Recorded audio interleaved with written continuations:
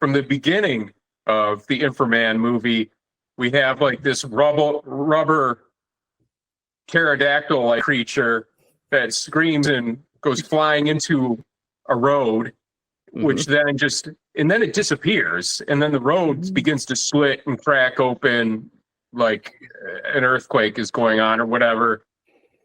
And I have no idea what was happening there, and I have no idea why anything happened after that. But there were all kind of rubber monsters. There was an Infra-Man comes in to save the day.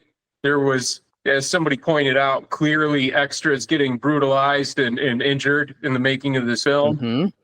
And I also realized in the film that you could probably go to just about any still of that movie, and it's a worthy still.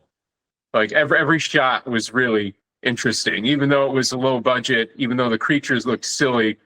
They put the creatures in the right kind of framing, like they silhouetted this silly looking big blob like monsters with the glowing eyes and then big fangs running around inside some red building. And everything looked really cool. And it really did look like they were doing a lot of well choreographed fight work too. And so they put a lot of work into this movie. Visuals were nice. I don't think they were trying to make a sensible story, a coherent story out of it. If they did, it was beyond me. I missed it.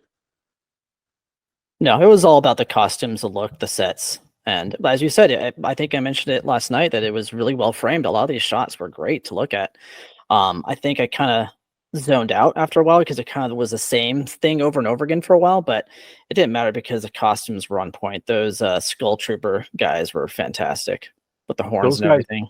Those guys, by the way, you'll see a sort of a nod to them in one of the later episodes, the seasons of Mystery Science Theater, The Return, like season 11. They've got these little musicians that are playing guitars and singing and whatnot, and they're dressed in the same outfits, like with the motorcycle helmets and bones for horns, things like that. So I was looking at the movie going, wait a minute, I've seen these guys before. And yeah, that's kind of fun to see. Yeah, it was a good design, you know. Like there's a lot of good designs in this. Especially the Dragon Princess that no one has brought up Demon Lady. Like, oh yeah, She-Demon. She was running this entire movie. Heck yeah. Up until that dude showed up. But still, it was fun to see her Illuminati hands shooting lasers out of the eye holes.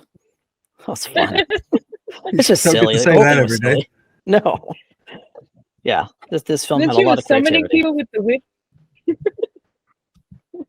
Yeah, she was whipping him into shape.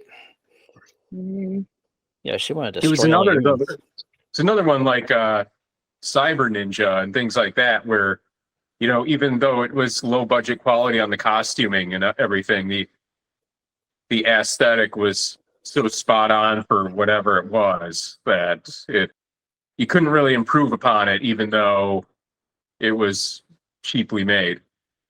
Right.